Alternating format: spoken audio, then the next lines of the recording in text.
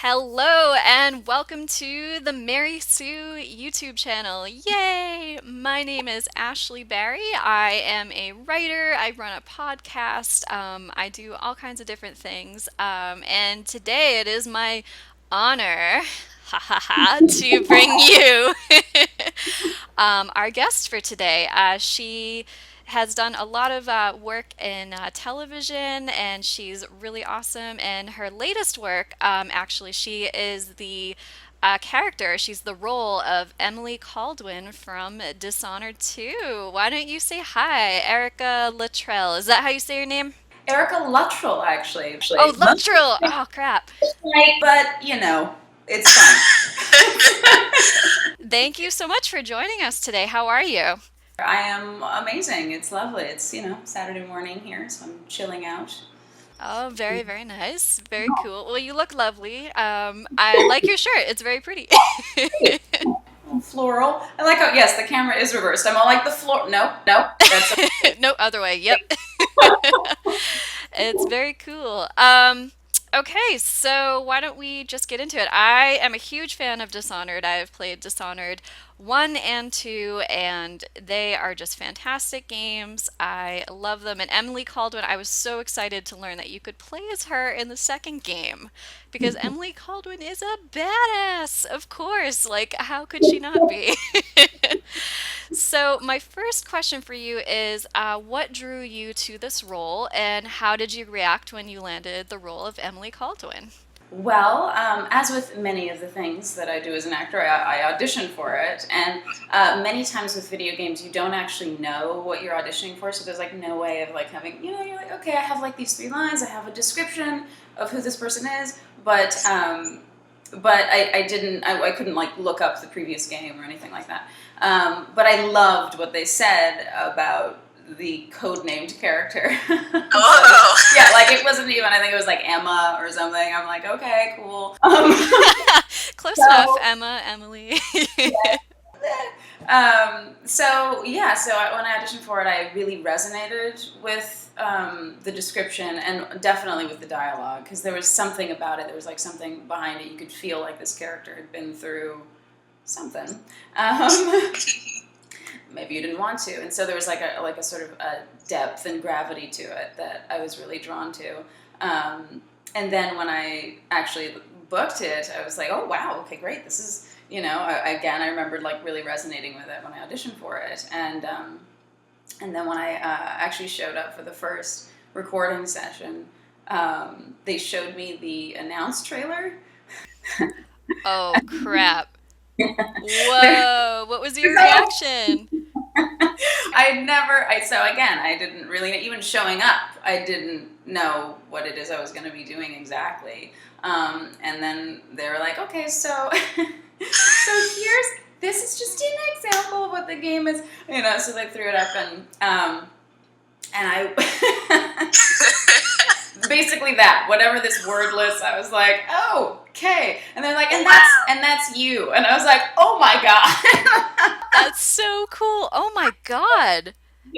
What an introduction to such an amazing character. Yeah, Wow. it was amazing. Because you might see on my Twitter, like my description, is that like I love superheroines. That's like one of the, so for me, she was as close to that as I've probably played. And so it was just, I was happy. I was really happy and excited. Yeah. That's so exciting. Yeah, when I first saw Emily Caldwin in the trailer, I don't think they said like who she was at first, but I knew from playing the first game. I'm like, that's Emily. That's my girl Emily growing up. I'm like, oh my God, it's so cool. And her, I mean, everything in the game, like her powers are amazing, and she's Yeah. just, oh, amazing. And how did you get into voice acting? I got into it. I was actually like I've been an actor since I was 2 years old, so you can look back on me as a child on camera and not. But my first voiceover job, I really need to have an exact age, but it was something. I guess I was 9, about 9. But the Magic School Bus. So I was Yeah. I was a tiny person, and that was the first thing that I'd ever done, and I was super happy to do it, but I didn't even have any context for it because I'd done a lot of on-camera stuff. And then since then, yeah, I've done tons, and it's just a completely different world being behind the mic and just having the director behind the glass and the soundboard people. Every now and again, obviously, you do have creative directors and things like that too. But it's very solitary, and you have like your kind of inner world is much more evident because you're not surrounded by things, and you have to kind of create everything around you in that context. So it's very different. I love it. But yeah, I started when I was a wee person. That's awesome. Oh my goodness. Well, as a child of the 90s, I thank you for your contribution to such a wonderful television show. Miss Frizzle's dresses are just like sometimes literally out of this world, which are really amazing. Literally, yeah. That's awesome.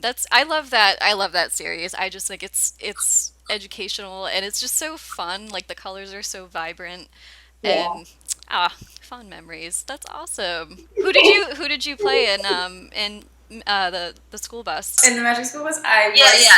kind of the character that sort of kind of looks like me, actually. Keisha, who Oh, has the purple and the green oh, stripe. nice. The I wonder. Awesome. That's That being her awesome. catchphrase. Yes, I said that a lot. Oh, it's so amazing. So this question is kind of more of like I was like just kind of curious. I know that on your Twitter you said that you like super heroines. Um, do you play video games in your spare time? And if so, what kinds of games do you like? Well, I haven't actually in a long time. I get this question a Oh, lot. I know people are like, "What do you mean?" No, I shouldn't say that. I have. I played the last game that I was like a protagonist in, and that I was like that a player that I could actually play. So I played Diablo a bit on oh, my nice. on my. But then I was like, you know what? I probably need to get a console, but I played it a bit on my laptop, and I was like, I guess that. But with Dishonored, honestly, I'm actually in the market for a console now because I'm like, I can't. It's so. Ugh. I want to now. But no, I haven't. I haven't like gamed in a long time. Like perhaps. Oh God, this is like a huge admission. Like maybe not since the first Doom. Or like, no, could that be it? Like, okay, wait. Or like Quake. like, Oh my God. No, you don't have to worry about that. It's funny. I interviewed Courtney Taylor who played the character of the female survivor in Fallout 4, and yeah. she's been in the voice acting scene for like a really long time in video games, and she's not really much of a gamer either. Or she hasn't played games in like a while or something, but to me, even if like it's been years you haven't played games, like I still consider you a gamer. That's Okay, totally cool. fine. I think that's totally fine. I'm not judging you. That's totally cool. And I Diablo have is a good game. consoles, I have my Nintendo, I have the things, but it's been a minute, so I It's probably totally cool. I mean, gaming is such an expensive hobby. Like it's hard for me to like keep up. I'm like every couple years they come out with like a new console and like the yeah. games are like $60 each. Like when they first come out, I'm like that's a lot of money to spend. But I love it. It's art to me. No, I mean it's like an art. It's beautiful. I mean it's evolved to a point now where I mean again, like I said, now with Dishonored, I'm kind of like, ugh, like it's so the game is so beautiful and so as I've said before, like just lovingly designed and just involved, and I just all the people that I worked with on it. Harvey and Sachka and so on. Like it was just like listening to them talk about it and giving me backstory and so on the character during the process was just it was pretty phenomenal because even on live action stuff and also oh my goodness and not to forget Wes who is an amazing director and also Bennett I was just given so much context and you don't even on live action stuff get as much character description as you do many times with games but this one in particular was just like there was such history um, Yeah. And so, yeah, and like the music and so on. I love film scores. I'm the sort of person that will, like my working out, like my running in the morning is, I would say 90% film scores on a little shuffle. Oh my It's, God, that's so yeah. epic. Yes, it is. Oh my God. You're not alone in that. I only listen to like film scores or game scores. I can't really listen to things with like words in it because like I write during the day. I work for I work for like a newspaper or not a newspaper, it's a digital magazine, but um yeah, it's hard for me. Like if I listen to music with words, I'll start typing out the words that I'm listening to. So a lot of the times I have to just go with like orchestral kind of Yeah. stuff. And it's more epic, like It and that's is. pretty awesome. I should start working out to like Oh, God, epic too. game music. There was like a period of time, it eventually got a bit much because I did actually injure my feet. But, but there was a period of time where I actually was barefoot running. Like, and not, people are like, where'd you do that? I'm like, in my neighborhood, through the city, on the streets, like in the sidewalk. Oh God. And I did that, so just like imagine, I mean, however you feel about whatever films, like I have like the Transformers soundtrack on there. I have Man of Steel on there because I love Hans Zimmer so much. He's so good. He's Oh, so so unbelievable. nice. Oh my God. So, like, there's what is the track? It's If You Love These People, I think, on the Man of Steel soundtrack. So, like, whenever it would get to that, because it was like really an urgent moment in the film. Hmm. It's just barefoot run. You can kind of obliterate your feet. I mean, it's not. It's another thing. You learn to run properly. I'll tell you that because like running in shoes, you tend to run heel first, but running barefoot, you have to learn to like do a midfoot or a ball of foot. I never even thought about that before. You'll actually like shatter little bones in your feet. Like I actually encountered, like I sprained like a thing. It wasn't even the bottom of my feet. You would think it was that, but no, it was yeah. Was it from like the impact? Because like I did a lot of running, for a while, and I always wore shoes. Like I didn't do barefoot running or anything, but the impact would like it wouldn't really be my feet. It would be like up the calf muscle or like in the knees especially. Like it would be really painful. Yeah, no, so yeah, if you're not running, Hmm. if you're not bearing your weight correctly, it can be problematic. But I did it for a few months and actually I love it. I love it. I just got like neurotic after a while. I was like, there's diseases, maybe okay.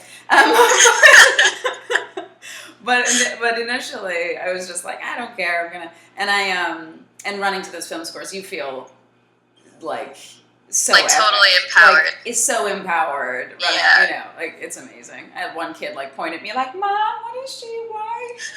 She doesn't have any shoes." Don't worry about it. Don't worry about it. That's It's fine. cool. It's fine. And then I like She's imagine saving the like, world. how is this mother explaining this to her poor child? I'm sorry that I've like created a situation. I feel like I should name this interview Heroes of the Bare Feet or something. Like Heroes of the Naked Feet. That's good. That's good. Whatever. So drawing it back a little bit. Yes. So I always felt that Dishonored was just like a super important game. It has really amazing history, and the messages are, really, really important to me. Why do you think Dishonored 2 is so important? Like, what do you think makes it such an important piece? We'll just call it a piece because it's a piece of art. Oh my goodness. Wow. I know that's like such a big question, and I guess there is no right answer. Oh no, not at all. It's totally how you feel about it. Yeah, I mean, why is it so important? I mean, aside from it being an extraordinarily crafted, again, beautiful, deeply affecting story and game, and like the visuals are insane to me. I can't but I think for me, and certainly for my character, for Emily, it's a story of really following your gut and fighting for the life you know is yours. And I feel like maybe a lot of us don't necessarily do that as much as we should. Perhaps make choices that are easier. maybe listen to what other people are saying around us if they say it with authority and they, Right. make their claim and this is my great, okay, fine, you know, but maybe they're right. I don't know. But I mean, obviously she's been through so much, and she pretty much has, I would say, primarily one person that she can trust, and feels and knows, because he saved her Right. and then went on to train her to protect herself. So she's ready, and I guess she's anticipated it for years. And then when he's taken from her, because obviously she doesn't really know exactly how she's going to get him out of that situation, I think it triggers something in her, and it becomes a fight for her life and for truth and for because Delilah is clearly not in a position. She could use some help. I would say she could use some help, given her history and what she herself has been through. But she's certainly. I'm actually the sort of person that doesn't necessarily believe anybody is. I don't necessarily believe in evil or villains, even in life. And I know that's sort of a touchy subject for a lot of people because many people do. I do believe in really damaged people. Yeah, and people totally. that are maybe damaged beyond, I hesitate to say beyond repair, but certainly beyond a significant amount of effort and desire to change. Right, exactly. And yeah, so she's obviously not the rightful ruler, and certainly not in a position to rule, and usurps the throne in a way that doesn't allow for much mercy on my side of it. I definitely feel, I think it's easy to be complacent and to follow the status quo. Right. And I do agree with you that there's a lot of darkness, but it's hard. People tend to put others in either one or two boxes in life. Right. It's very black and white the way a lot of people see things. And with Delilah, who has an amazing name, number one, an amazing like costume, and her hair is on point. Um, I gotta She, say, I love that they used a fashion designer for the game. When they you say like did. amazing styling, I I'm love like, it. yes.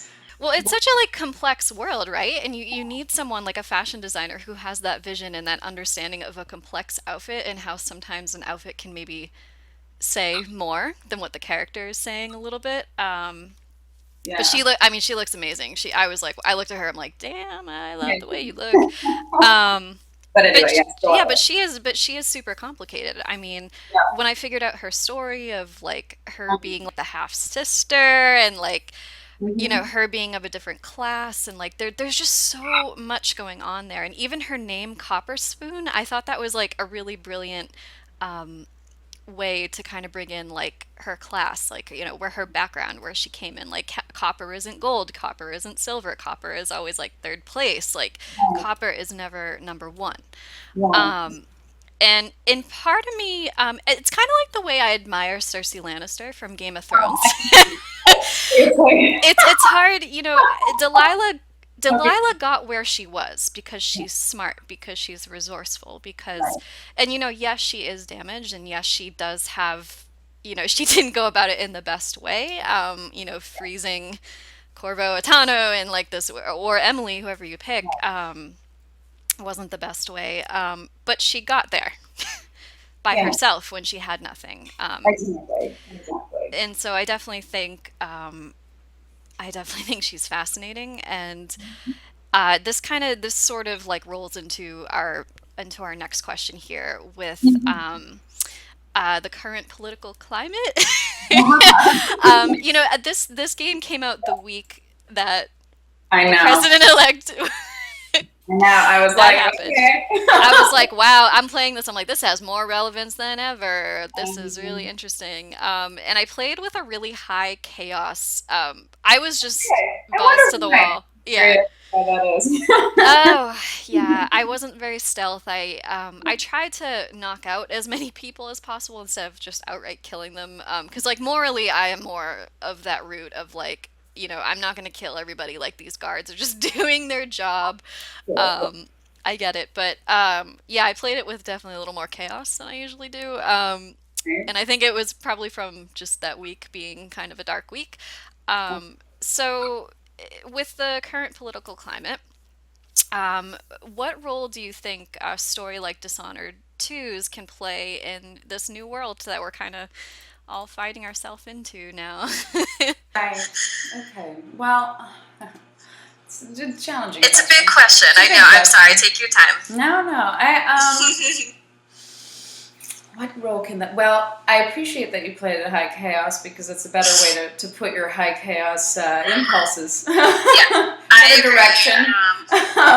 Yeah. Then because I mean, I feel like a lot of people have been doing a lot of obviously reacting and kind of both. I mean, there aren't just two sides to the argument or to the situation, but if to a certain extent there are, and people are kind of just in their own circles doing this with one another and occasionally lashing out at each other. I feel like this is a time when the world, America, Yeah. but certainly the world could use some heroes. Absolutely. Um, Oh, that was a beautiful way to put it. I just felt it in my heart. Thank you for that. so I feel like that is what Dishonored can be. I mean, Emily, I feel like, is a very unique character. I feel like Corvo is a very unique character too, and I feel like the relationship is pretty beautiful. And I see the two of them in a climate like this really fighting for um, what's right. You can take that however you want to take it. And I feel like, the world needs heroes right now. The world needs, both women and men as heroes, and also women. And I think that Emily is a pretty strong one. Definitely. And could stand to make all kinds of difference in a world like this, depending on what path you take. But sorry, you were gonna say? No, yeah, I mean, I was going to say something about like the paths you could take about, being a hero in this world.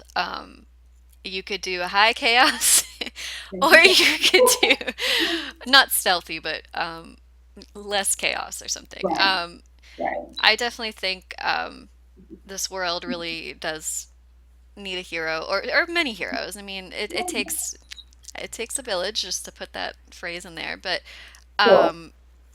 But yeah, I feel that way as well. if everybody is motivated to, I don't even know if fight is the right word, but give their efforts and their goodness to what they understand to be right. And also, because I mean, I say this about Delilah and, who she is as a person. I mean, I feel like if Delilah hadn't come at Emily the way she did, that they could have actually reached some kind of an understanding. I mean, obviously she's come at Emily in a couple of different ways if you consider the first game too, but I would think that Emily would want to speak with her as somebody who is, actually her relation.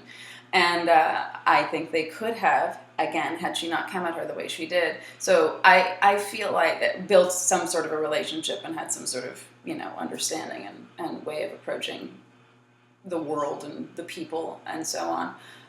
That would have been to perhaps both of their advantages. But it's sort of a lesson for all of us as far as how we approach our desires, whether it be for ourselves and our lives or our country or our world, whether we sort of come at it from a place of pain and disconnectedness and the belief that those who have differing opinions from us are out to get us. If we didn't do that, perhaps we wouldn't get frozen in paintings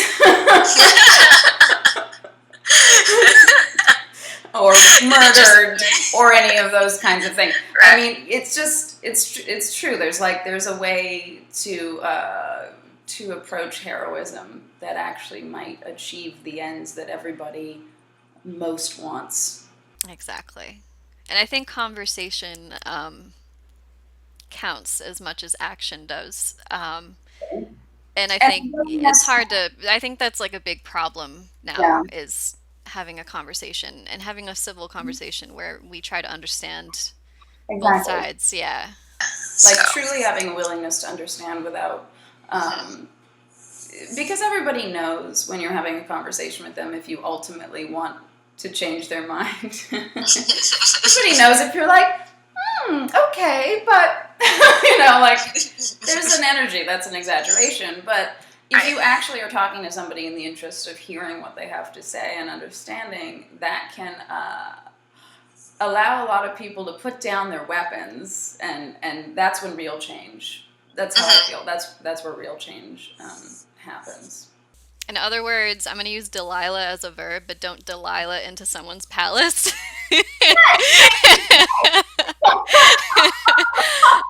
Because Emily will get you. They'll come back to bite you. So as we're pulling into the last bit of our wonderful, wonderful interview, Erica, I just want to thank you again for taking the time to say hey and to talk with us at the Mary Sue. We love Dishonored and we love what you're doing. It's just awesome. And I have one tiny little question. I just wanted to add it because I was curious. Was there like a favorite part in Dishonored 2 for you? Like, was there like a part that you really enjoyed or like had a lot of fun with? Um, Um, I mean, it is fun to do the high chaos stuff, I gotta say. I mean, honestly. nice. I mean, you get to do, like low, middle, high, and high is a lot of fun because Yeah. exploring your dark side. I mean, here's the thing. Being an actor since I was 2, I've done a lot of children's television. I've played a lot of very nice kids and nice people. And so it's nice to be able to play with that other part of yourself. Right. But goodness gracious, I mean, ultimately, God, when she deals with Delilah, I think in the end, it's pretty delicious. I love it. That's awesome.